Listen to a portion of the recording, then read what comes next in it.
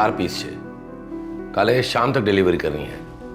जी. देखो, सबसे पहले खार, फिर दादर, फिर मरीन लाइंस और फिर नरीमन पॉइंट. ठीक है.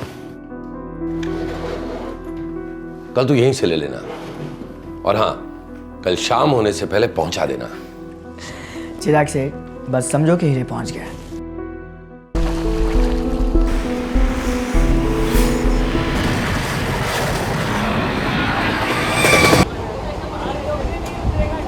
शिफ्ट के टाइमिंग क्या लगा?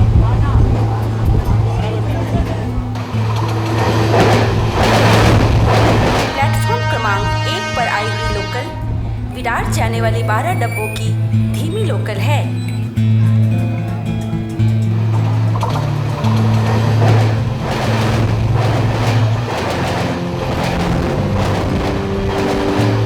अगला स्टेशन विरार.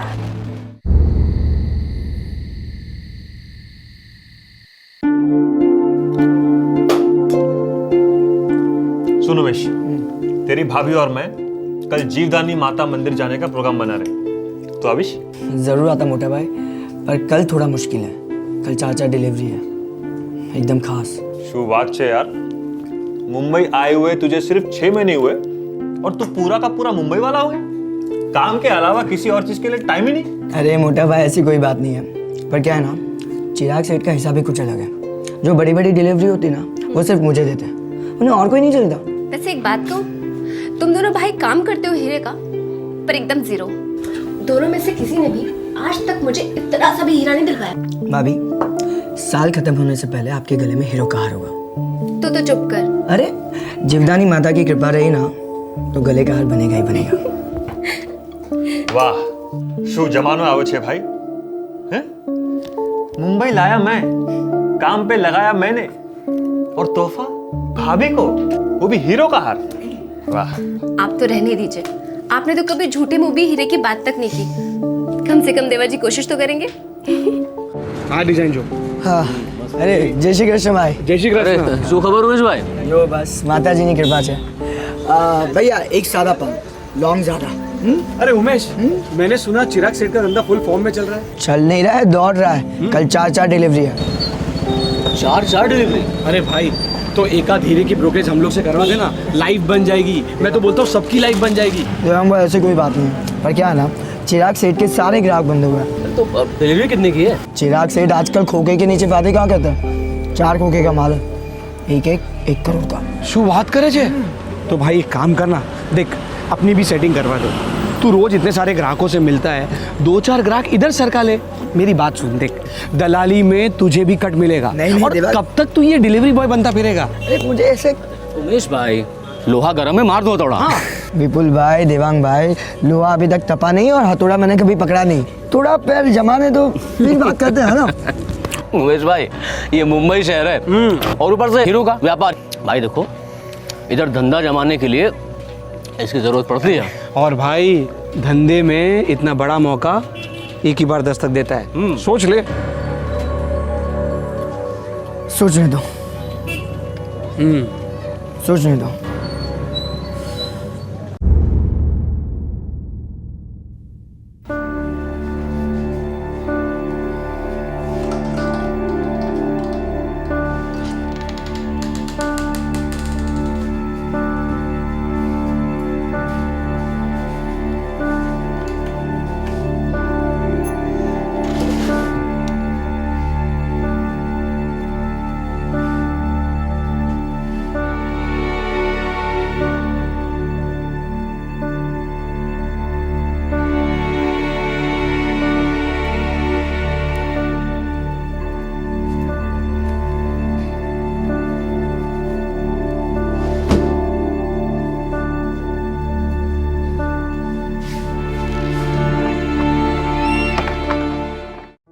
सत्रह नवंबर 2011 मुंबई.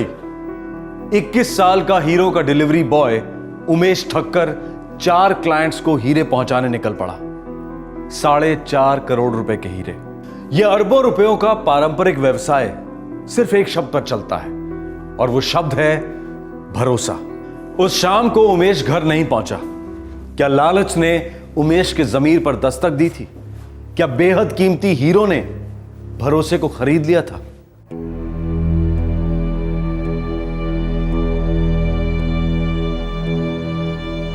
आपके द्वारा डायल किया गया नंबर फिलहाल स्विच ऑफ है। शोधायु नंबर लगा? ना, नॉट रीचेबल छे। बहुत बड़ी डिलीवरी थी। मुझे तो बहुत डर लग रहा है। हे जीवतानी माता, हमारे देवर जी को जल्दी से घर ले आइए। कुछ नहीं अंकल, क्यों?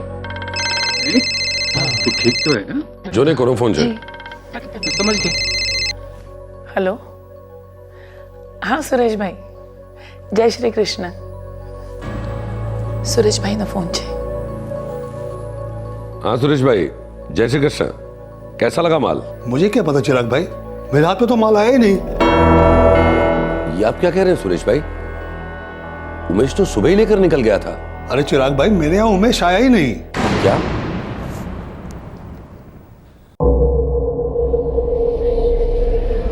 सर, डायमंड मार्केट 6:30 बजे बंद हो जाता है और मेरा भाई उमेश 8:30 तक घर आ जाता है सर। डायमंड्स की डिलीवरी करता है तुम्हारा भाई?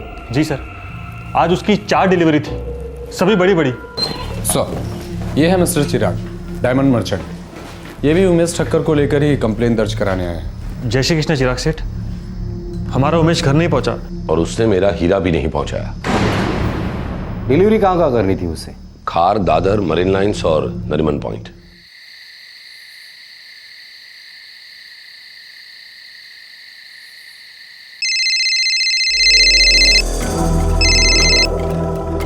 हेलो, डीबी मार्ग पुलिस स्टेशन से इंस्पेक्टर वाघ बोल रहा हूँ मैं। मिस्टर चिराग दोषी के यहाँ से कोई उमेश ठक्कर नाम का लड़का आपके यहाँ हीरे की डिलीवरी करने आया था? हाँ, आया था दोपहर में 2 के आसपास। नमस्ते सेठ जी। चाल उमेश भाई, दिखाड़।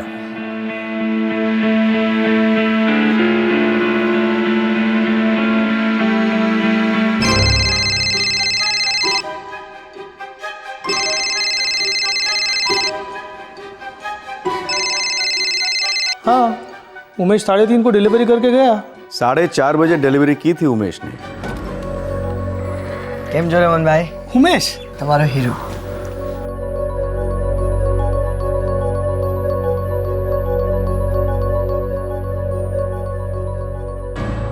उमेश ने 4 में से 3 हीरे डिलीवर किए थे।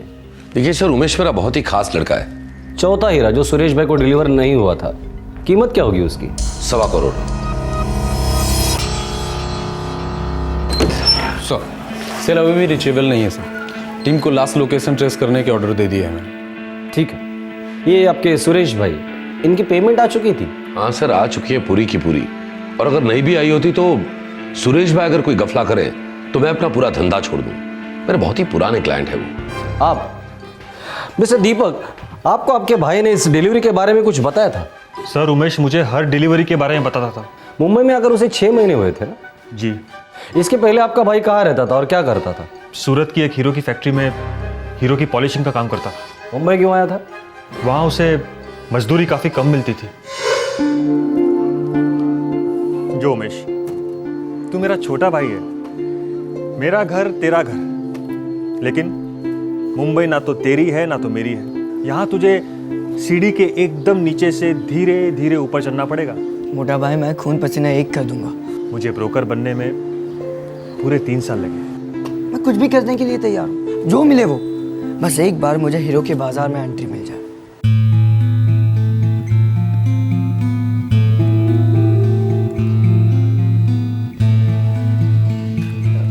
चिराग सेठ मेरा भाई है, गारंटी देता हूं मन लगा के काम करेगा।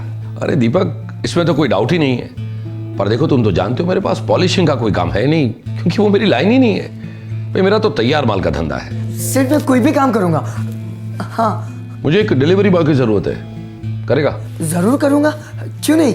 जो तू दीपक नो भाई छे, तो दीपक पर जितना भरोसा रखा है उतना ही भरोसा तुझ पर रख रहा हूं। हमारी जबान से सेठ, उमेश ईमान का पक्का है। पिछले 6 महीने से पूरी लगन से काम कर रहा था उमेश। मेरा एकदम खास डिलीवरी बॉय बन गया था वो। तो 6 महीने के बाद अचानक एक हीरे के साथ उमेश गायब कैसे हो गया? सर, ये सच है कि हीरा नहीं पहुंचा है।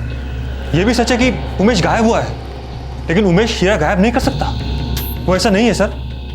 ठीक है, हम सुबह तक इंतज़ार करते हैं। अभी तक उमेश के सेलफोन का आखिरी लोकेशन भी पता नहीं चला है। जैसे ही आखिरी लोकेशन पता चल जाएगा, सारी सच्चाई भी सामने आ ही जाएगी।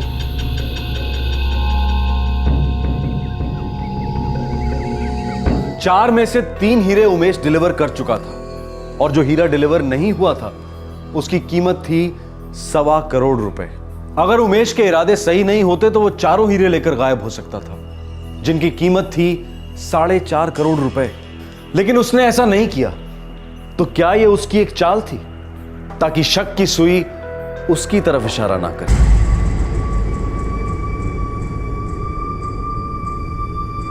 1.25 करोड़, ये एक हाथ लग गया ना, वही बहुत है। मामला थोड़ा ठंडा हो जाए तो इसको तोड़कर बेच डालते हैं। सर, हमने उमेश के सेलफोन की लोकेशन ट्रेस कर ली है। कहाँ थी लोकेशन? सर, गिरगांव, 5:15 बजे। लेकिन सर उसके बाद से उसका नंबर कंटिन्यू बंद बता रहा है। गिरगांव में तो चिराग का ऑफिस है, जहाँ उमेश काम करता था। जी हाँ, और वो वहाँ से सीधा नरीमन पॉइंट जाने वाला था, जहाँ पे चौथे हीरे की डिलीवरी होनी थी। लास्ट किस नंबर से बात की थी उसने? 299898777671। सर, ये नंबर तो मुंबई का ही है। पता लगाओ किसका नंबर है ये। Yes sir.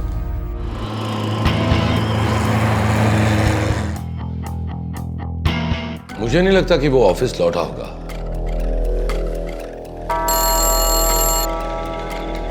जी साहब। नामदेव, कल शाम 5 बजे के बाद उमेश ऑफिस आया था? नहीं साहब। ठीक है, तुम जाओ। उमेश ने तीसरा हीरा मरीन लाइन्स डिलीवर किया था 4:30 बजे। चौथा हीरा उसे डिलीवर करना था नरीमन पॉइंट। ज़्यादा से ज़्यादा 15 मिनट लगते थे उसे। और उसका मोबाइल का लास्ट लोकेशन डिटेक्ट हुआ है गिरगांव, यही कहीं आसपास, 5:15 बजे के करीब। बड़ी अजीब बात है, वो इस इलाके में क्यों आया होगा? किसी से मिलने आया होगा।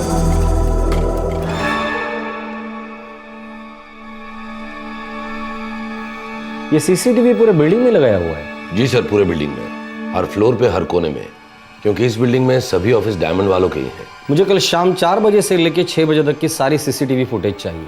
आपका ऑफिस, लॉबी, कॉरिडोर, सभी जगह की। जी ठीक है, मैं मेंटेनेंस वाले से मंगवा कर आप तक पहुंचा दूंगा। मैं हूँ देवांग शाह।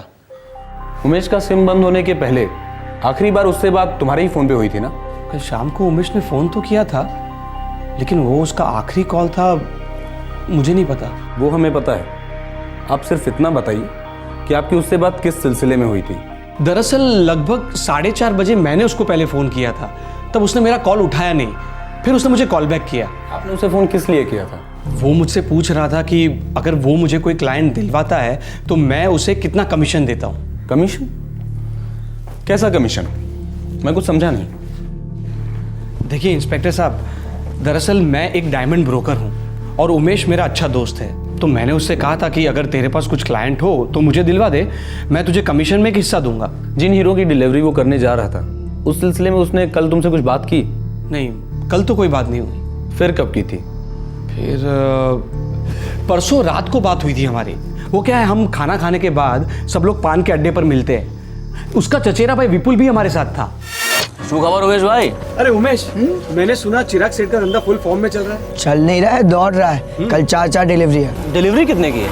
चिराग सेठ आजकल खोखे के नीचे बातें कहाँ कहते हैं, 4 खोखे का माल है। वो हम दोनों को बता रहा था कि चिराग सेठ के 4.25 करोड़ के डायमंड्स की डिलीवरी करने जाने वाला है।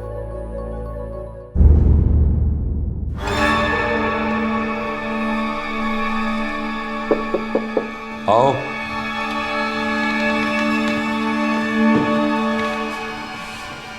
साहब, वो मेंटेनेंस वाला आया था, वो सीसीटी की सीढ़ी तक गया है। 1 मिनट रुको। देखो, तुम डीबी मार्ग पुलिस स्टेशन जाओ, वहां पुलिस इंस्पेक्टर वाघ होंगे, जो यहाँ आए थे ना, उनके हाथ में सीढ़ी दे देना। हो साहब।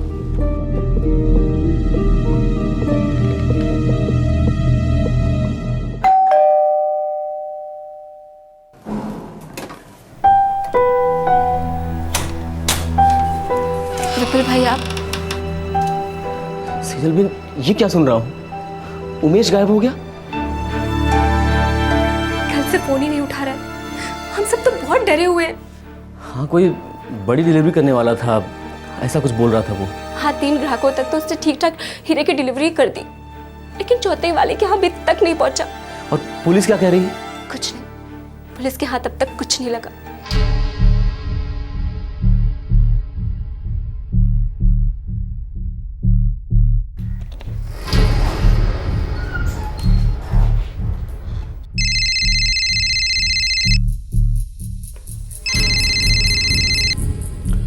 नमस्कार, इंस्पेक्टर वाघ बोलते हैं। हेलो इंस्पेक्टर, मैं चिराग बोल रहा हूँ। अभी अभी पंचगिरी पुलिस स्टेशन से मुझे फोन आया था। किस बारे में? उन्हें उमेश मिल गया है।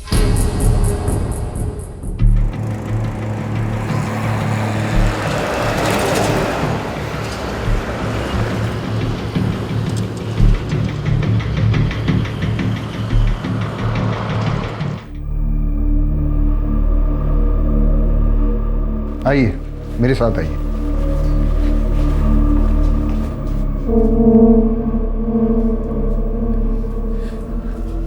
उमेश, उमेश,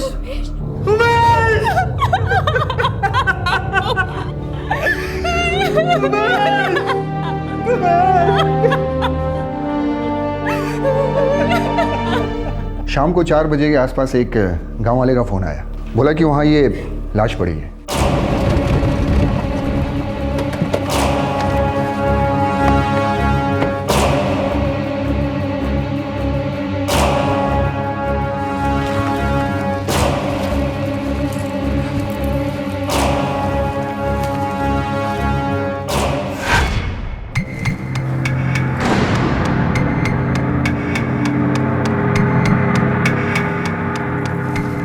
मर चुका है।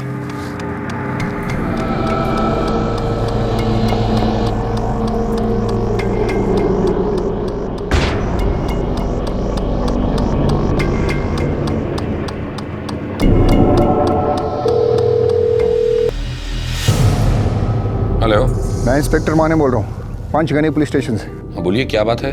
आपके यहाँ कोई उमेश ठक्कर काम करता है? हाँ, वो कल से मिसिंग है। कोई खबर है उसकी? आपको फौरन पंचगनी आना होगा। क्यों, क्या बात है? आप उसकी फैमिली को भी लेके आइए। ओह, आपका मतलब?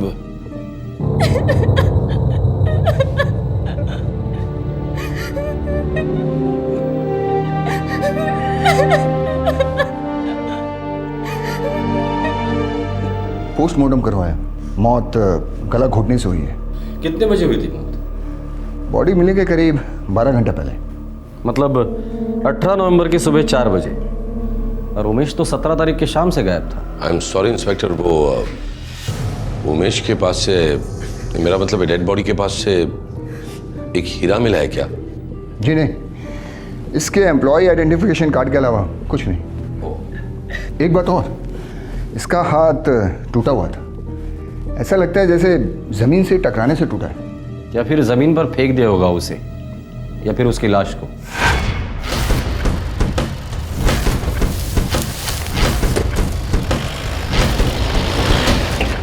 सत्रह नवंबर 2011 की शाम को 21 साल का diamond delivery boy Umesh Thakkar Mumbai से गायब होता है।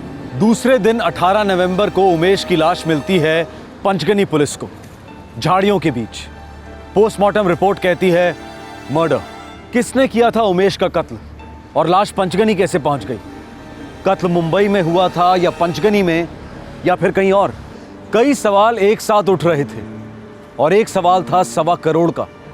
वो चौथा कीमती हीरा कहां था?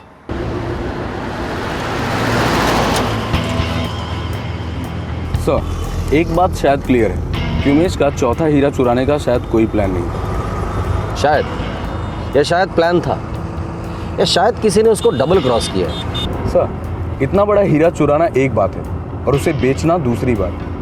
सर, मुझे लगता है कि शायद ये काम किसी ऐसे बंदे का है जो डायमंड बिजनेस से बिलोंग करता हो। इस केस में जितने भी लोग जुड़े हैं सभी के सभी डायमंड बिजनेस को बिलोंग करते हैं।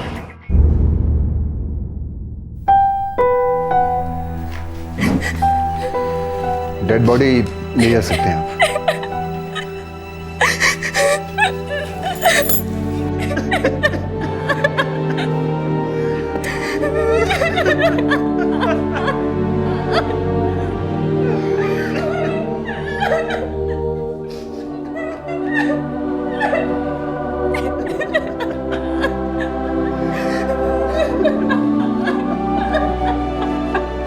देखिए, ट्रांसपोर्ट का सारा खर्चा मैं दूंगा।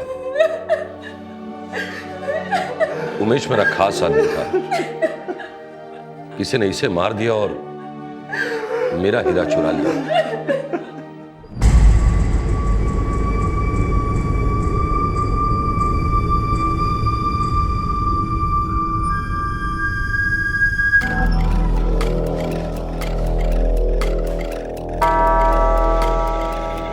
तब हो सकता है सीसीटीवी फुटेज से हमें कुछ लीड मिल जाए।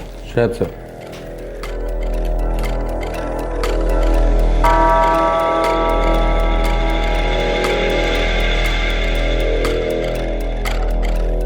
उमेश, ये 4:55 को उमेश ऑफिस आया था। सर मरीन लाइंस डिलीवरी के ठीक बाद। उमेश किसी का तो इंतजार कर रहा था।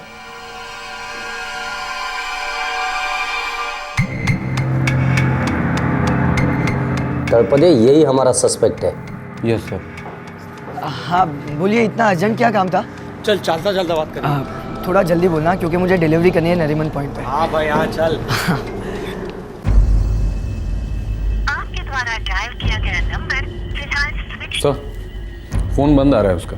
उसे भनक लग गई हम लोग उस तक पहुंचने वाले हैं। लेकिन सर उसके घर का एड्रेस है हमारे पास। गाड़ी निकालो, घर से उठाते हैं इस साले को।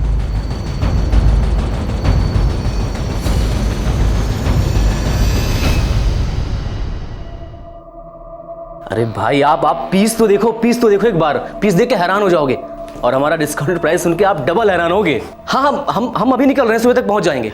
अरे विपुल भाई जल्दी करो ना, जल्दी निकलते हैं यहाँ से। मैं आपको बाद में कॉल करता हूँ। जी चलो चलो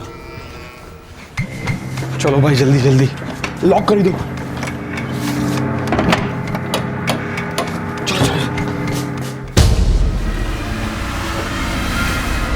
हमें देख के हैरान हो गए या फिर डबल हैरान हो गए?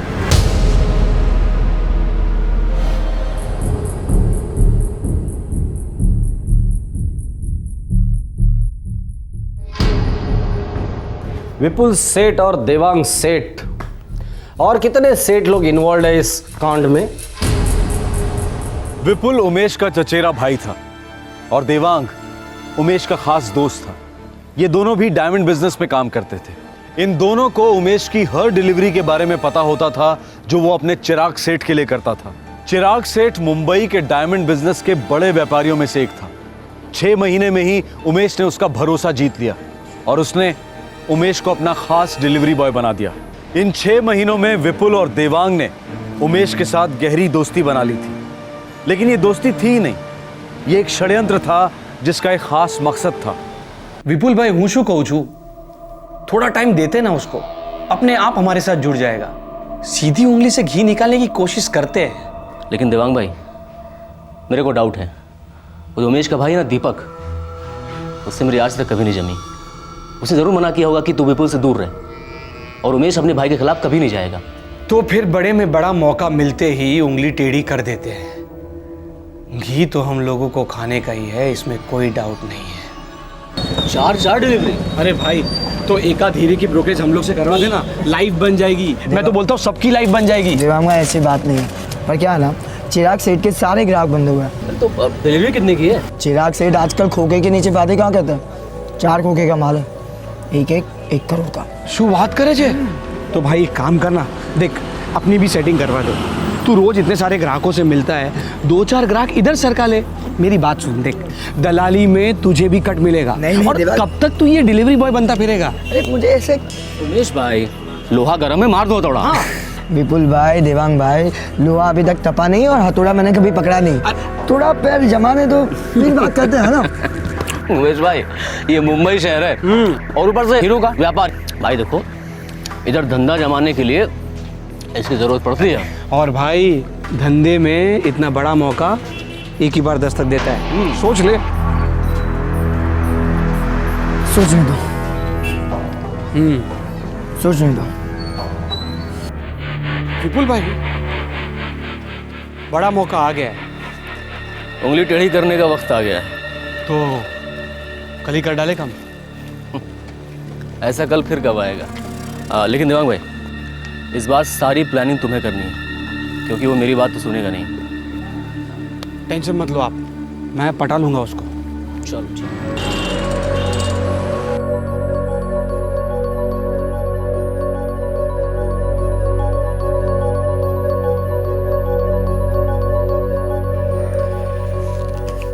ये ले बेटा, रख ले। नहीं नहीं, ये मैं कैसे ले सकता हूँ? अरे रख ले बेटा, रख ले।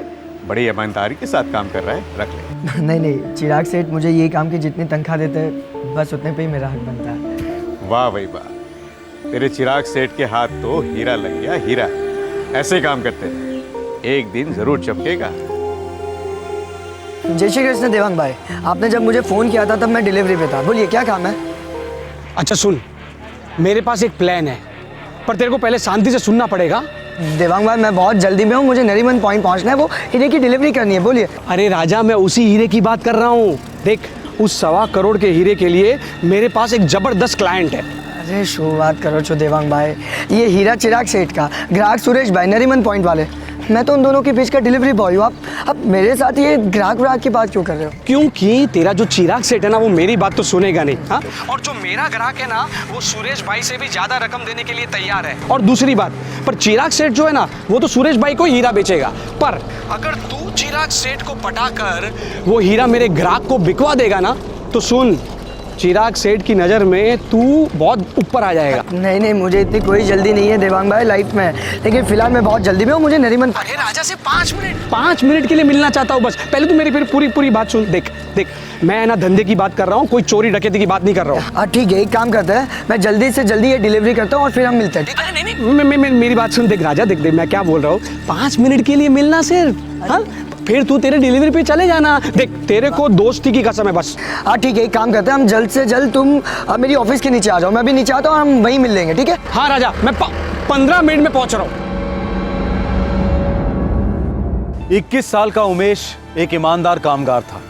वो अपना काम दिल से और ध्यान लगाकर करता था, लेकिन दिल से सोचने से उमेश का ध्यान हट गया। वो अपने दोस्त देवांग का दिल नहीं दुखाना चाह रहा था, इसलिए उससे मिलने के लिए राजी हो गया। ये भूल मासूम उमेश की जिंदगी की सबसे बड़ी और आखिरी भूल साबित हुई।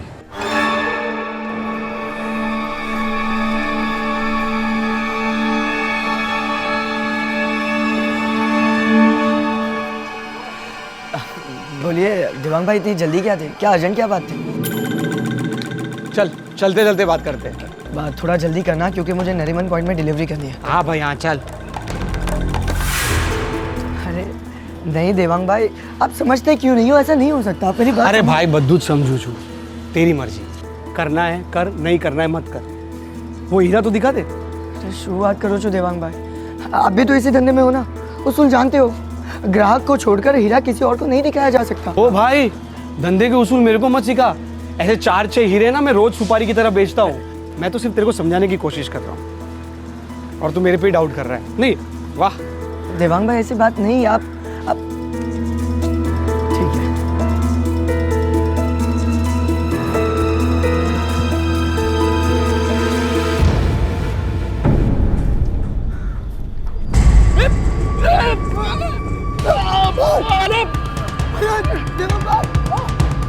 अरे वो तो चल, अरे पकड़ो पकड़ो, अरे पकड़ो उसको, पकड़ो।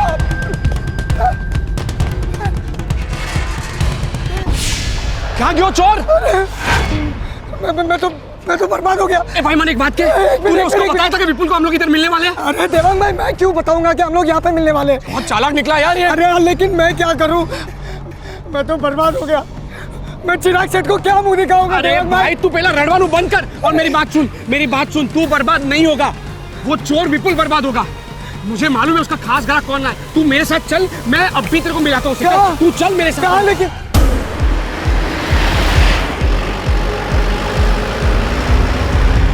इस साले का तो फोन भी ऑफ है। अरे कमाल करे जे तू, 1.25 करोड़ का हीरा चुरा के भागा है तेरे पास, तेरा फोन क्यों उठाएगा? अरे मैं तो कहता हूँ छोड़ो उसको, छोड़ो उसके ग्राहक को। हम एक काम करते हैं, पुलिस को मिलते हैं। चलो। पुलिस को फोन करेगा ना तो पुलिस तेरे चिराग सेठ को फोन करेगी। क्यों अपने पैर पे कुल्हाड़ी मार रहा है तू? देख, मेरे पे भरोसा रख, मैं तेरा हीरा है ना उसके पास से वापस दिलवाऊंगा, क्योंकि मुझे पता है विपुल कहाँ गया होगा। क्या?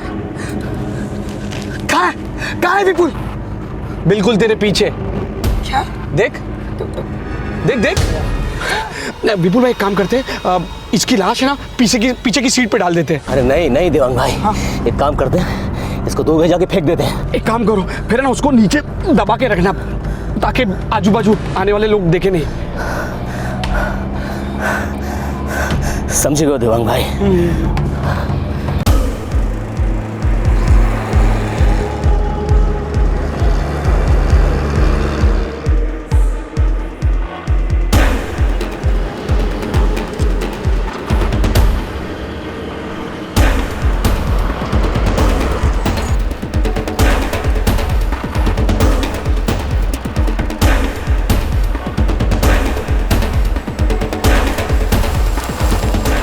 विपुल भाई 1.25 करोड़ का हीरा काट काट कर बेचेंगे।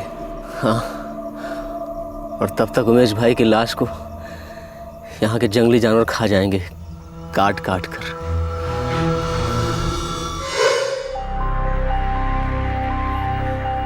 मेहनत नहीं करनी थी, शॉर्टकट लेना था, इसलिए एक मासूम और मेहनती लड़के की जिंदगी को कट शॉर्ट कर दिया तुम लोगों ने। लॉकअप में डाल दो सालों को, कल कोर्ट में पेश करते हैं। चल।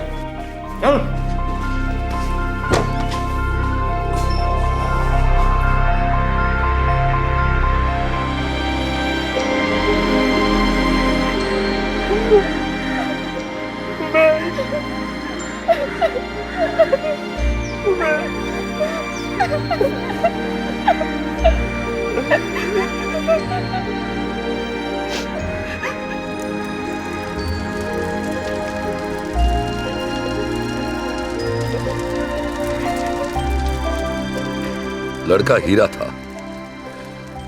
और उसकी तकदीर में चमकना नहीं लिखा था।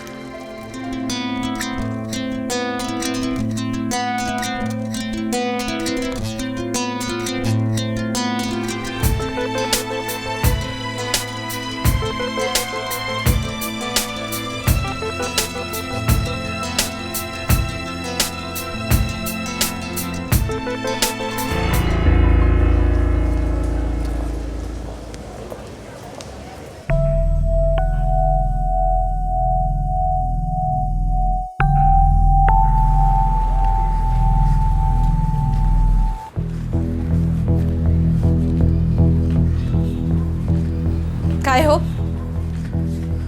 पैसा क्यों नहीं दिया मेरे को अभी तक? है नहीं तो किधर से दूं? जब जुड़ जाएगा तो भिजवा दूंगा। 3 महीने से यही कैसेट बजा रहे हो, कैसेट सुन सुन कर घर नहीं चलता मेरा। तो क्या भूखे पेट सोती है उस वसंत के साथ? वो तेरा घर क्यों नहीं चलाता? हे दिनेश, आखिरी बार कहती हूँ मैं, अगर बसंत भाव के खिलाफ कुछ भी बोला ना तो पुलिस में जाऊंगी मैं। तू जहन्नम में जा, लेकिन यहाँ खड़े होके मत भोग, समझी? तो फिर तू भी समझ ले, ये पैसे हक के हैं मेरे, भीख के नहीं मांग रही। अगर आज के आज मुझे पैसा नहीं मिला ना तो पुलिस आएगी तेरे से मिलने।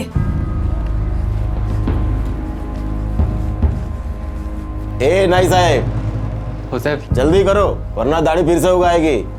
टूरिस्ट का सीजन है, 1 मिनट कीमती है। आइए। हो साहब।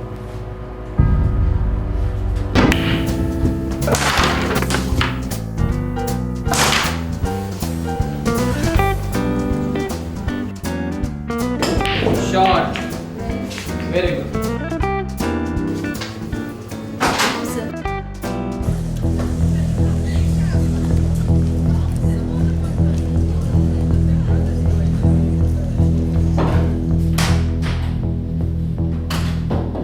क्या रे सविता, अभी तेरे ग्राहकों के सामने मैं भी शुरू करूं क्या तमाशा? पैसे देने की ताकत नहीं है और धमकी देने निकला है तू। पैसे तो मैं लेके आया है, लेकिन एक फूटी कौड़ी भी नहीं दूंगा तेरे को। कर ले जो करना है। हे दिनेश, तेरे को वार्निंग मिला ना, सविता को परेशान नहीं करने का करके वार्निंग मिला ना? तेरे को वापस जेल का हवा खाने का क्या? बसंत भाऊ, आप गलत कर रहे हो। मेरी छोड़, तो अपनी गलती देख पहले। तुम लोग का तलाक के टाइम पे कोर्ट ने तेरे को ऑर्डर दिया था कि इसका जो भी महीने का घर खर्च बनता है तेरे को देना पड़ेगा और टाइम पे देना पड़ेगा। दिया था कि नहीं? बड़ी फिक्र है आपको सविता की। अरे बीवी मेरी थी, पैसे मैंने देने थे, जो भी हुआ वो हम दोनों के बीच की बात है। फिर आप बीच में क्यों आग लगा रहे हैं? दोनों के बीच कुछ सुलग रहा है क्या? देख दिनेश, जबान को लगाम दे। मुझे भला बुरा बोलता है, मैं चुपचाप सुन लेती हूँ, लेकिन बसंत भाव का नाम गंदा किया ना तो मैं चुप नहीं बैठने वाली, समझा तू? देखे दिनेश, सविता मेरे प्ले जोन में काम करती है, मेरी इज्जत करती है और मैं उसका शुभ चिंतक है, समझा? तेरा इधर हर बार आकर के इस तरह से हंगामा करने से क्या होने वाला है? अरे इसका जिंदगी बिगाड़ के तेरा जिंदगी तो सुधरने वाला है ना। इसका जो भी महीने का बनता है चुपचाप से दे दे टाइम पे। और सुन, सविता से दूर रहे, आखिरी वार्निंग दे रहा हूं तेरे को।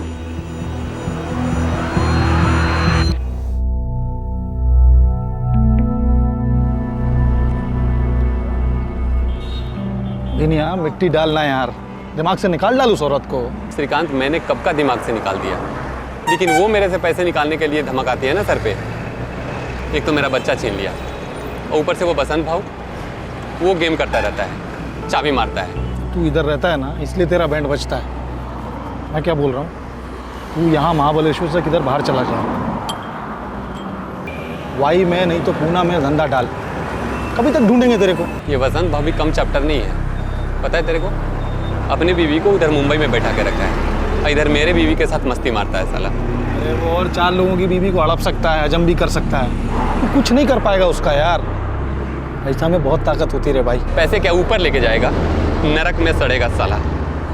मेरा जिंदगी का वाट लगाया है ना, देख लेना एक दिन उसका भी नंबर आएगा और ऐसे कुत्ते की मौत मरेगा कि अक्खा महाबलेश्वर याद रखेगा। महाबलेश्वर, महाराष्ट्र। हनीमून्स के लिए मशहूर इस खूबसूरत इलाके में एक तलाकशुदा जोड़ा दिनेश और सविता आए दिन मेंटेनेंस के लिए लड़ते रहते थे। महाबलेश्वर बाजार में नाई की दुकान चलाने वाले दिनेश का गुस्सा पास के प्ले जोन के मालिक वसंत पर दिन ब दिन बढ़ता जा रहा था। सविता वसंत के प्ले जोन में नौकरी करती थी। दिनेश को शक था कि सविता और वसंत के बीच सिर्फ सहानुभूति और मदद का रिश्ता नहीं, बल्कि कुछ और भी था। रियल एस्टेट में भी डील करने वाले वसंत के पास वैसे ही दुश्मनों की कमी नहीं थी। और फिर एक दिन आया जब रोज की तरह वसंत अपनी दुकान बंद कर घर जाने की तैयारी में था और दुश्मन पूरी तैयारी के साथ उसके दरवाजे पर दस्तक देने पहुंच गया। अब सवाल था, कौन था यह दुश्मन और ये कैसी दुश्मनी निभा रहा था? घर की मरम्मत करवाई थी, उसकी पेमेंट आज ही की है। निकाल। एक मिनट, ये इतना है। 1.5 लाख सियाने।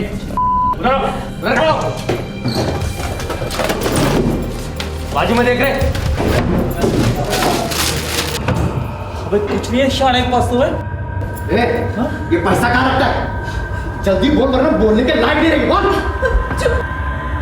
जो कुछ है वो यही है और ये सच है। दोनों को अंदर ले चलो, अपने स्टाइल से पूछवाता है इनसे।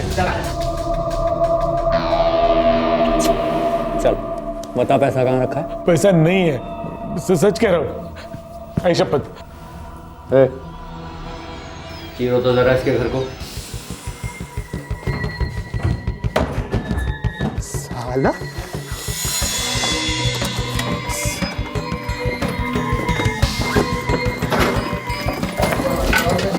कम से कम 3-4 लाख रोकड़ा तो होगा ही होगा। और ये देख कितनी सारी ज्वेलरी छुपा के रखी है। हाँ? झूठ बोला हमसे, फालतू में इतनी मेहनत करवाई। तुमको जो मांगता था वो मिल गया ना, अब तो छोड़ दो मुझे।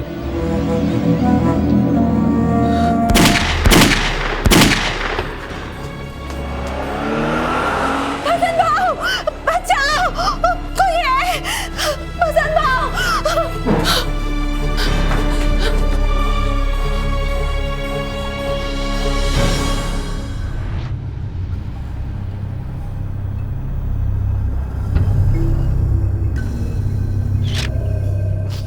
सर, घर का चप्पा चप्पा ढूंढा था उन लोगों ने। आदमी को मार डाला, लेकिन औरत को कुछ नहीं किया। क्या हुआ था? कौन थे वो लोग? कैसे हुआ ये सब? साहब, हम लोग प्ले जोन बंद करने वाले थे। ये 1,500 रुपए रख रहा हूँ कैश बॉक्स में, छोटे मोटे खर्चों के लिए। नहीं, जरूरत नहीं थी। जरूरत हमेशा होती है सबकी। दुर्गेश कब आ रहा है? एंट्रेंस एग्जाम के लिए गया है, परसों तक आ जाएगा। मैं कल मुंबई जा रहा हूँ, वो वेन्ना तालाब वाली जमीन है ना, उसके लिए खरीदार मिल गया है। इसी महीने में सौदा हो जाएगा। प्ले जोन बंद हो चुका है और अभी इस वक्त मैं मना करती हूँ।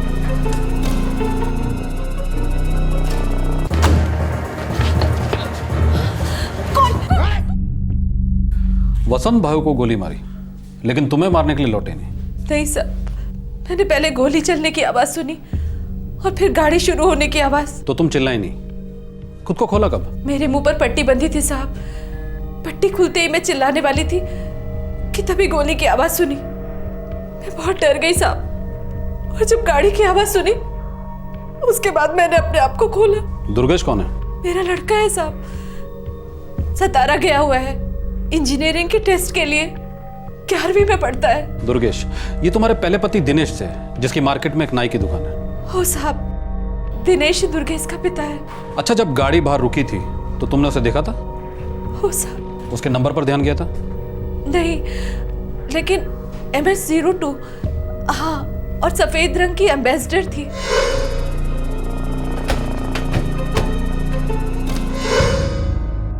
सफेद रंग की एम्बेसडर। अंग्रेज जी सर, सभी नाकों पर मैसेज भिजवाओ। व्हाइट कलर की एम्बेसडर, MS02 रजिस्ट्रेशन। ये जरूर मुंबई की गाड़ी होगी। जी सर। अच्छा, वसंत भाव की पत्नी मुंबई में, आपने उन्हें इन्फॉर्म किया? हो साहब, मैंने उन्हें फोन कर दिया है। अंग्रेज, लाश को पोस्टमार्टम के लिए भेजो, और मुझे ये औरत सविता और इसका पति दिनेश और वसंत भाव की पत्नी तीनों थाने में चाहिए। मिल जाएंगे सर।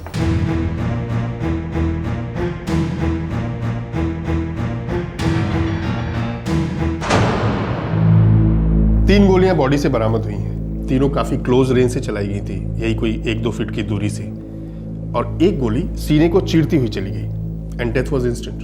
गलती से फायरिंग नहीं हो सकती डॉक्टर, एक गोली सीधा सीने में लगी है, मकसद साफ है, ये फायरिंग मर्डर के इरादे से हुई है। पर यह भी हो सकता है कि पहली गोली गलती से चली हो और बाकी की दोनों गोलियां उस गलती को छुपाने के लिए चलाई गई। हो सकता है डॉक्टर, लेकिन एक बात मेरी समझ में अभी तक नहीं आ रही है कि सविता को क्यों नहीं मारा गया है, सिर्फ वसंत को निशाना क्यों बनाया गया? सर, सारे नाके रेड अलर्ट पर हैं, लेकिन सर वो वाइट एम्बेसडर अभी तक स्पॉट नहीं हुई है। और हाँ सर, कुल मिलाकर 3 लाख रुपए कैश और 3.25 लाख के जेवर चोरी हुए हैं। चोरों के चेहरे ढके हुए थे और चोरी हो चुकी थी, फिर जानबूझकर वसंत भाव को मारा गया, क्यों? मुझे इस औरत सविता पर शक हो रहा है। सर, वसंत की बीवी मुंबई से आ चुकी है, थाने में वेट कर रही है। गीता सबनिस, वसंत भाव सबनिस की धर्मपत्नी। जी। आप मुंबई के मुलुंड इलाके में कोचिंग क्लास चलाती हैं? जी, गीता कोचिंग सेंटर। क्या आपको पता था कि यहाँ एक औरत थी, सविता? उसने मुझे फोन करके बताया, वो इनकी एम्प्लॉय थी। यहीं प्ले जोन में रहती थी? इन्होंने हमारे प्ले जोन के अंदर ही कुछ एडिशनल कमरे बनवाए थे। सविता अपने पति को छोड़ चुकी थी, इनको उस पर बहुत दया आई और नौकरी के साथ साथ उसको रहने की जगह भी दे दी। दोनों के बीच कोई अफेयर वगैरह? नहीं सर, मेरे पति बहुत भरोसेमंद थे। क्या सविता भरोसेमंद है? किस हिसाब से? सविता का हाथ हो सकता है इस मर्डर और चोरी में? मुझे नहीं पता, लेकिन मुझे नहीं लगता हो सकता है।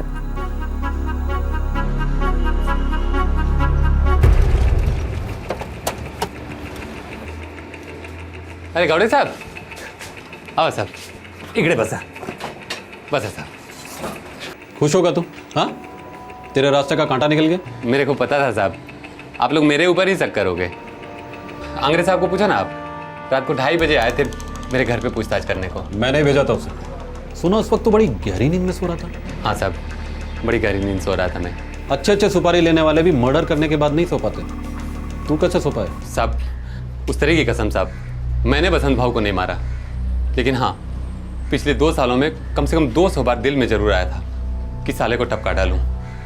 वसंत भाव ने मेरा बीवी छीन लिया साहब, मेरा बच्चा छीन लिया, मेरा सब कुछ छीन लिया साहब। बहुत सुकून मिला मेरे को साले की मौत से। किसी ने तो हिम्मत की, दाद देता हूँ साहब, जिसने भी मेरा काम कर दिया हो। साले, एक्टिंग कर रहा है तू? नाई की दुकान चलाने से पहले किसी तमाशा कंपनी में काम करता था क्या? साहब, तमाशा तो वसंत भाव ने मेरी जिंदगी का बना दिया साहब। इसलिए तू हमें बनाने की कोशिश कर रहा है? एड़ा बनकर पेड़ा खाने की कोशिश मत कर। मेरी नजर है तुझ पर, जिस दिन भी भनक लगी ना बहुत भारी पड़ेगा। बॉडी हैंडओवर की उसकी पत्नी को। अब तक तो क्रियाक्रम भी शुरू हो गया होगा सर। हम भी शुरू हो जाते हैं आंग्रे। सविता को हटाओ। जी सर। तो तीनों के चेहरे ढके हुए थे। हो साहब। कितना और क्या क्या छोड़ गए तुम्हारे लिए वसंत भाव? साहब मैं उनके प्ले जोन में काम करती थी, महीने की तनख्वाह देते थे बस। वसंत को मारा और तुम्हें छोड़ा, ऐसा क्यों? ये मुझे कैसे पता होगा साहब? तुमने मरवाया वसंत को तो क्यों नहीं पता हो सकता? ये आप क्या कह रहे हैं साहब? मैं ये कह रहा हूं कि तुमने और तुम्हारे पति दिनेश ने एक साजिश रची वसंत के पैसे हड़पने के लिए। पहले तलाक का ड्रामा किया, फिर झूठ मूठ के झगड़े, मस्त बकरा बनाया वसंत को और फिर हलाल कर दिया। जी साहब, आप लोग ऐसा सोच भी कैसे सकते हैं साहब? बसंत भाव एकदम भले आदमी थे, मेरे बड़े भाई के माफिक। दिनेश ने मेरे को और मेरे लड़के को अपने हाल पर छोड़ दिया था मरने के लिए। बसंत भाव ने हमें सहारा दिया, नौकरी दी मेरे को, वो सब कुछ दिया साहब जो मुझे चाहिए था। रास्ते पर आने से बचाया हमें। मैं ऐसे आदमी को मारने का सोच भी नहीं सकती साहब, सच्ची।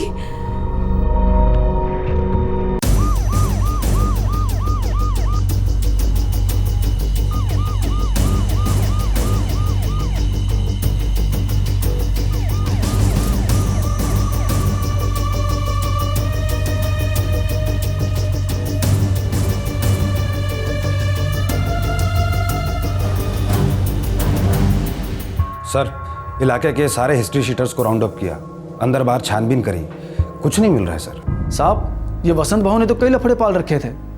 15-15 जमीनों के सौदे चल रहे थे उसके। कई लोगों के साथ तो 36 का आंकड़ा भी था साहब। कौन है ये लोग? नाम बोलने के पैसे देते हैं तेरे को? नहीं साहब, खबर पक्की नहीं तो किसी का नाम नहीं लेते हम खबरी लोग, कसम से। बाकी वसंत भाव की दुश्मनी नेता लोगों के साथ और बिल्डर लोगों के साथ थी। अब बड़ा पैसा तो दुश्मनी भी बढ़ी ना साहब। अपना महाबलेश्वर, वाई, ऊना, सतारा, जहाँ जहाँ वसंत भाव का लेन देन था ना वहाँ पंटर लोग दौड़ाया हमें। किसी ने कोई सुपारी उपारी नहीं दी थी साहब। अपन को तो बाहर वाले का ही हाथ लगता है साहब। अरे हमें तो ये पहले से ही पता था। हमें तो बस ये पता लगाना है कि ये बाहर वाले हाथ यहाँ किस हाथ के साथ मिले थे। सब ये फायरिंग वायरिंग फर्स्ट टाइम हुआ अपने महाबलेश्वर में। ऐसा लफड़ा कभी हुआ नहीं अपने एरिया में। अपने को तो कुछ और ही एंगल लगता है साहब। कान जमीन से लगाए रखना। आपको बोलने की जरूरत ही नहीं है। लेकिन साहब आप बता रहे थे कि गाड़ी का रजिस्ट्रेशन मुंबई का था। हाँ, वैसे आंग्रे हमने उस वाइट एम्बेसडर के बारे में मुंबई पुलिस को खबर दे दी है ना? जी सर। और मुझे ये लफड़ा मुंबई का ही लगता है। लेकिन मुंबई महाबलेश्वर जितना छोटा नहीं है, घास में सुई ढूंढनी होगी। पिक्चर पोस्टकार्ड जैसे सुंदर महाबलेश्वर की क्राइम हिस्ट्री में शायद ही कभी फायरिंग से मर्डर हुआ था। सभी आधे अधूरे सबूत मुंबई की तरफ इशारा कर रहे थे। पूरी संभावना लग रही थी कि वसंत सबनिस को मारने की सुपारी मुंबई में दी गई होगी। अब सवाल यह था कि सुपारी किसने दी थी और क्यों, और यह तभी पता चल सकता था जब शूटर्स पकड़े जाते। और शूटर्स के बारे में अब तक कोई सुराग नहीं मिला था, पर अनुमान लगाया जा रहा था कि वो शायद मुंबई को ही बिलोंग करते थे।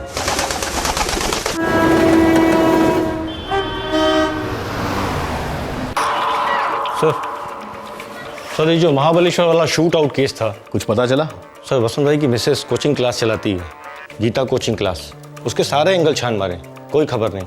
सुपारी की भी कोई खबर नहीं सर। शायद कोई सुपारी निकली नहीं होगी, तो खबर कहाँ से मिलेगी? सर इस मर्डर में कोई पर्सनल एंगल दिखाई नहीं दे रहा। लेकिन ये सिर्फ एक चोरी का केस नहीं हो सकता। लूटने के बाद एक निहत्थे आदमी को मारना, इसका क्या मतलब होगा? सर कोई साइको हो सकता है। 3 लोग थे, तीनों भी अगर साइको होते तो इतना फुल प्रूफ प्लान नहीं बनता।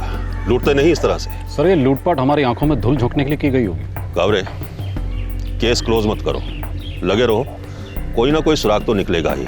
Yes sir.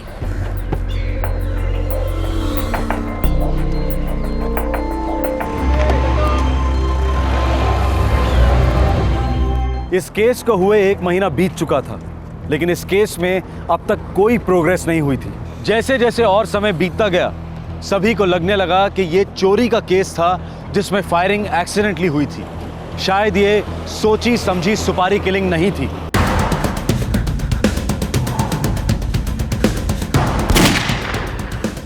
सविता पहले की तरह प्ले जोन मैनेज करने लगी और उसका एक्स हस्बैंड दिनेश अब चैन की सांस लेने लगा। उसका हमेशा से मानना था कि वसंत सविता को भड़काता था और उसके सविता के साथ संबंध थे, पर अब वसंत इस दुनिया में था नहीं। और अब सवाल यह था कि क्या वसंत की मौत का राज हमेशा राज ही रहेगा?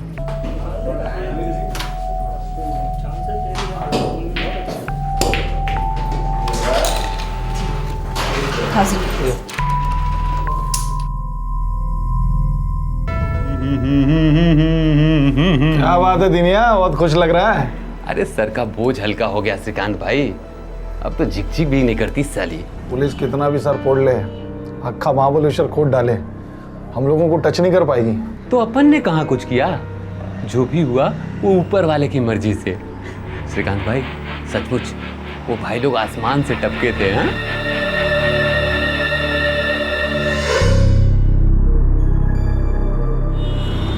ये वसंत भाव भी है ना, ये कम चैप्टर नहीं है। पता है तेरे को, अपनी बीवी को उधर मुंबई में बैठा के रखा है, इधर मेरे बीवी के साथ मस्ती मारता है साला। अरे वो और 4 लोगों की बीबी को हड़प सकता है और हजम भी कर सकता है, तो कुछ नहीं कर पाएगा उसका यार। ऐसा में बहुत ताकत होती रे भाई। पैसे क्या ऊपर लेके जाएगा, नरक में सड़ेगा साला। मेरा जिंदगी का वाट लगाया है ना, देख लेना एक दिन उसका भी नंबर आएगा और ऐसे कुत्ते की मौत मरेगा कि अक्खा महाबलेश्वर याद रखेगा। ए दिनिया, तू कहीं वसंत भाऊ को मार डालने का प्लान तो नहीं बना रहा ना? इतना हिम्मत और ताकत होता ना तो कब का टपका दिया होता साले को।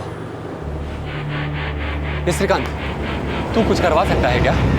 क्या रे बाबा, मैं कोई गैंगस्टर का भाई हूँ क्या? लेकिन तेरी पहचान तो है ना 4-6 लोगों में, अगर किसी को सुपारी दे सकते हैं तो सेट कराना। साले, अगर मेरी पहचान होती तो मैं टूरिस्ट की गाड़ी चला रहा होता।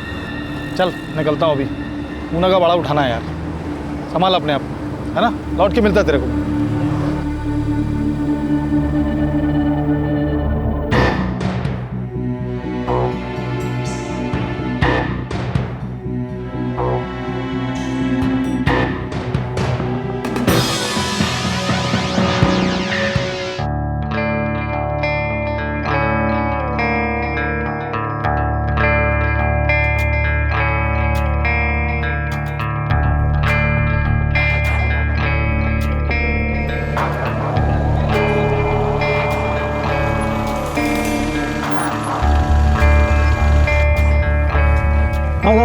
यार गाड़ी बंद पड़ गई है, आगे ढाबे तक छोड़ दोगे क्या? 800 रुपये लगेगा भाई। क्या बात कर रहे हो यार खाली गाड़ी जा रही है, वो भी इतनी रात गए, कुछ तो रहम कर। अरे हमारा टूरिस्ट गाड़ी है, क्या रात क्या दिन मीटर डाउन नीचे रहता है। मंजूर हो तो बोलो, नहीं तो जाने दो। चलता हूँ मैं। ठीक है यार, चल यार। अरे सुनो, गाड़ी ठीक होने तक तुम यहीं रुको, ठीक है? हम लोग ढाबे पर जाके आते हैं। हाँ चलो रे।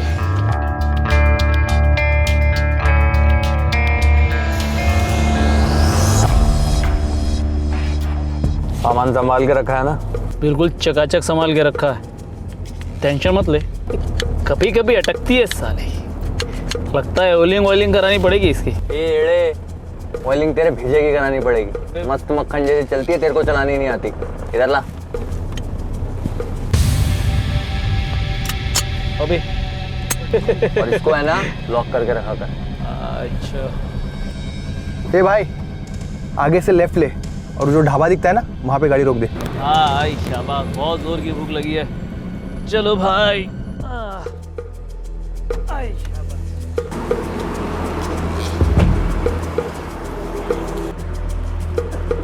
भाई साहब, आप लोग किसी गैंग वैंग से हैं क्या? स्कूल टीचर हैं, पैसे मिल गए ना, चल कट ले यहाँ से। चल छोड़ो। कहाँ मर गया? काट लगा भाई के लिए। श्रीकांत, तू कुछ करवा सकता है क्या? क्या रे बाबा, मैं कोई गैंगस्टर का भाई हूँ क्या? लेकिन तेरी पहचान तो है ना 4-6 लोगों में, अगर किसी को सुपारी दे सकते हैं तो सेट कराना।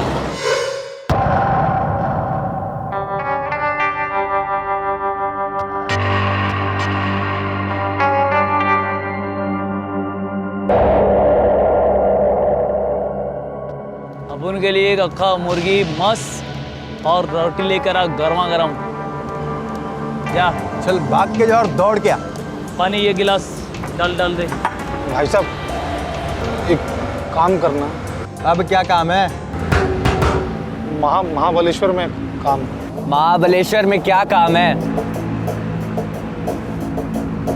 भाई साहब, एक आदमी का काम तमाम करना है।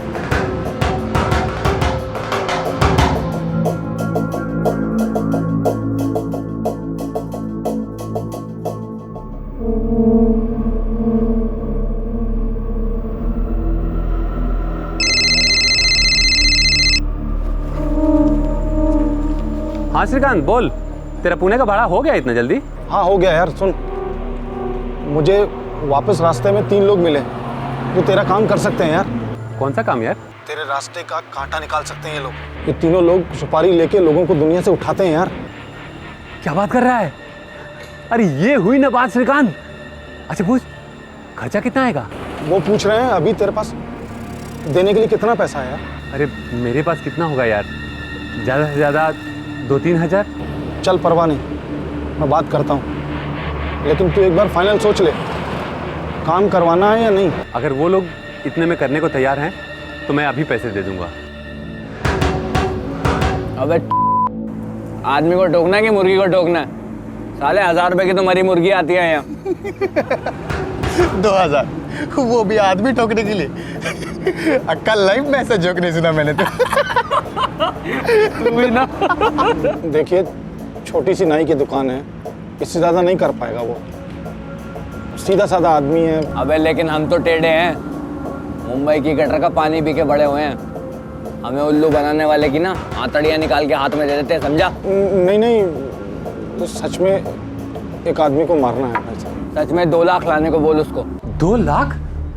अरे श्रीकांत, अगर इतने पैसे मेरे पास होते भी तो सविता अभी तक गीले कपड़े की तरह निचोड़ ना ली होती। तो क्या बोलूं इनको, कैंसिल कर दूं क्या? अरे नहीं नहीं, कैंसिल नहीं।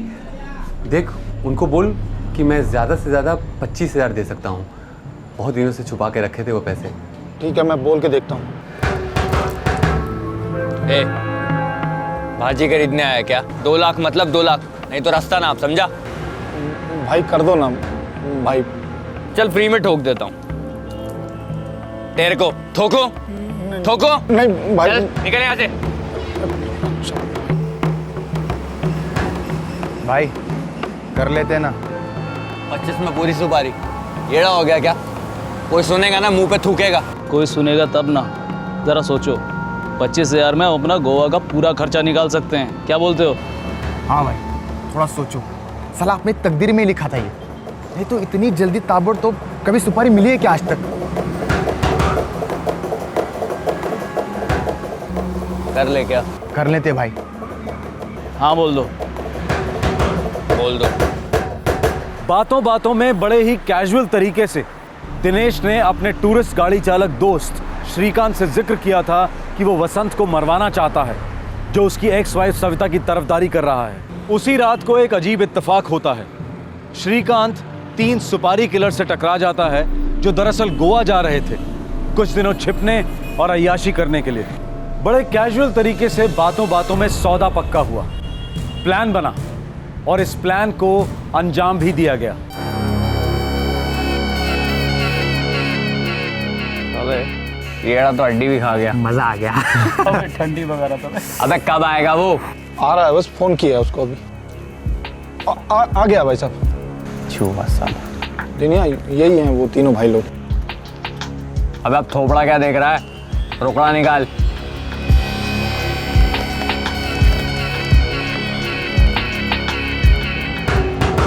सुपारी किसके लिए? वो यहाँ से थोड़ी दूर पे मार्केट का इलाका है, उधर उसका प्ले जोन है। रहता भी वहीं है क्या? हाँ उधर ही रहता है, अभी भी है मेरी बीवी के साथ। बीवी को भी टपकाना है? नहीं नहीं, सविता को कुछ मत करना आप लोग। अबे नहीं करेंगे कुछ, चलो रे। भाई साहब, काम ऐसा करना कि फिर बीच में मेरा नाम ना आए। बे शाने, अब तू हमको हमारा काम सिखाएगा? साला तुम दोनों प्रैक्टिस करोगे? बता बता बता। भाई साहब ऐसे बोल दिया, गलती से बोल दिया, समझा उसको।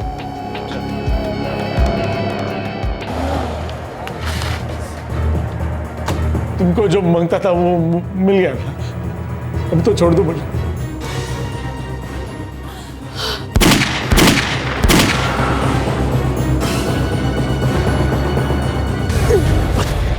साला मजा आ गया। ये साला 3-4 लाख कैश, ऊपर से ये सोना, और ऊपर से उस चचुंदर के 25,000 भी। अबे जो अपन मुंबई में लूटे थे ना, उससे ही बहुत ज्यादा है बेटा। अब साला 2 महीने तक गोवा से हिलेंगे नहीं। दारू, मच्छी और मस्ती भी। सालो इतना उछलो मत, पता लगे साला मच्छी खाते खाते खुद पुलिस के जाल में फंस गए। सही है रे दिमिया, तेरा नाम आने का कभी कोई चांस ही नहीं है। अरे शक तो हमेशा सविता पे ही बना रहेगा यार। वो थे तीनों तीरंदाज, पता है, उसको अंदर बांध के चले गए कमरे में, वो भी जिंदा। और पुलिस सविता पर चील की तरह नजर बनाए हुए है। अरे मुझसे पैसे मांगना तो दूर, नजर तक नहीं मिलाती साली। सही है यार। तीनों कॉन्ट्रैक्ट किलर्स अपने बिल में छुपकर लूटे हुए पैसों से अय्याशी कर रहे थे। सुपारी देने वाले दोनों अपनी सफलता पर गदगद हो रहे थे। इन पांचों को लग रहा था कि अच्छी किस्मत सिर्फ इन पर चमकी नहीं थी, बल्कि गरजी थी। यह केस लंबे अरसे तक फाइलों में बंद रहा, लेकिन दफन हालत में भी यह केस हल्की हल्की सांसें ले रहा था, तकदीर को दस्तक दे रहा था, बिना सुलझे दम तोड़ने से इनकार कर रहा था। हमने कई केसेस में देखा है कि संयोग यानी कि चांस क्राइम डिटेक्शन में फरिश्ते का काम कर जाता है। अचानक एकाएक सुरागों की बौछार होने लगती है।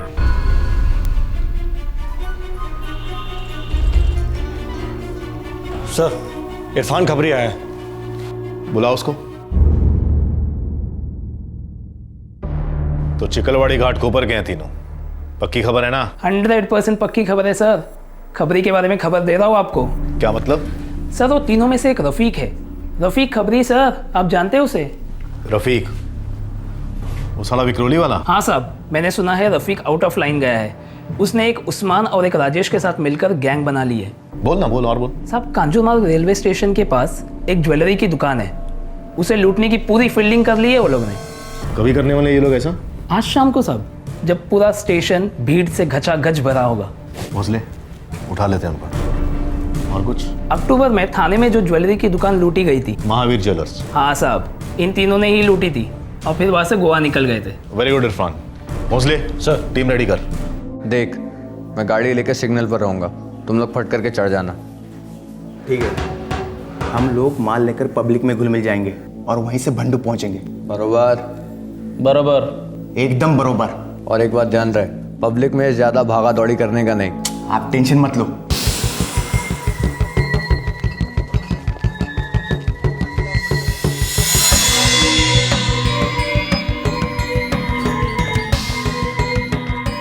वो घर है सर। माने, इधर से जाओ। Okay sir.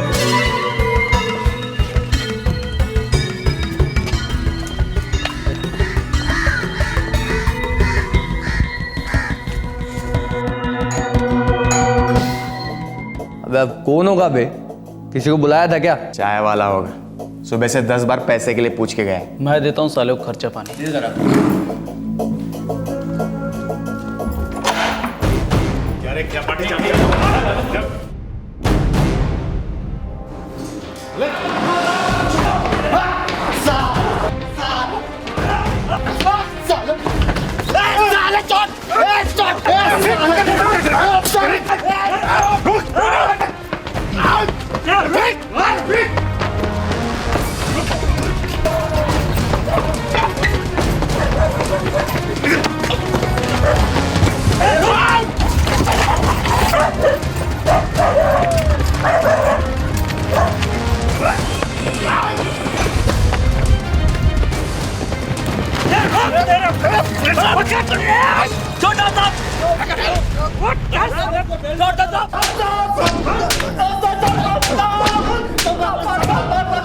पिछले 3 महीने में जहां जहां डाके डाले हैं सब उल्टी करो जल्दी।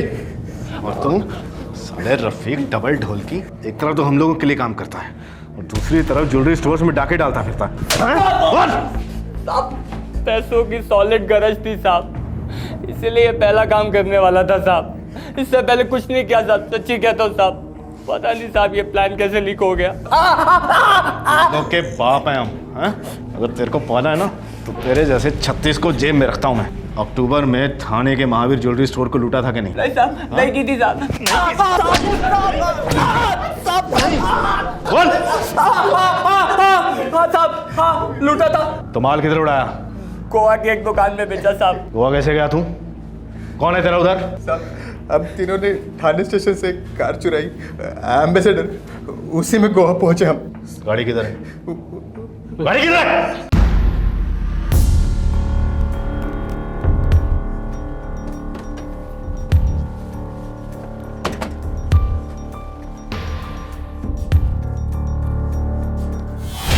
साहब साहब, आपको याद है 3 महीने पहले महाबलेश्वर में एक केस हुआ था जिसमें एक सफेद रंग की एम्बेसडर इस्तेमाल हुई थी? वो प्लेजोन वाला मर्डर केस। बरोबर साहब, उसमें एक लेडीज गवाह थी जिसको सिर्फ MS-02 याद था और उस कांड में 3 लोग और शामिल थे। वो 3 लोग भी वही टाइम पे गोवा के लिए निकले थे ना? महाबलेश्वर भी गोवा के रास्ते में ही पड़ता है।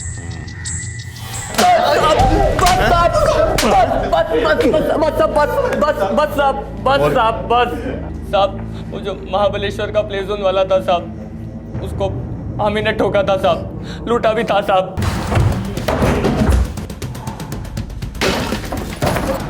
कम से कम 3-4 लाख रोकड़ा तो होगा ही होगा।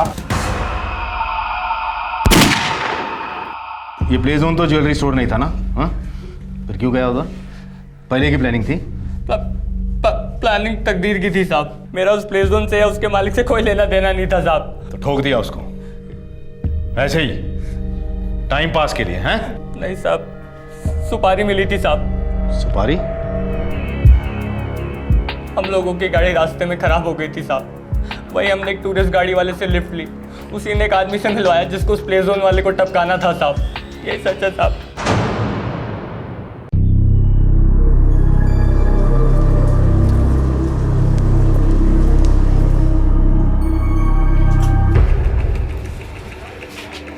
अरे गौड़े साहब,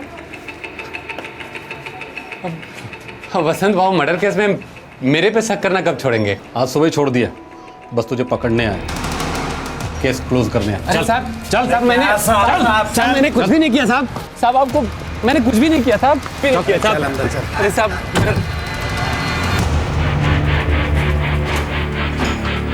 चल अंदर।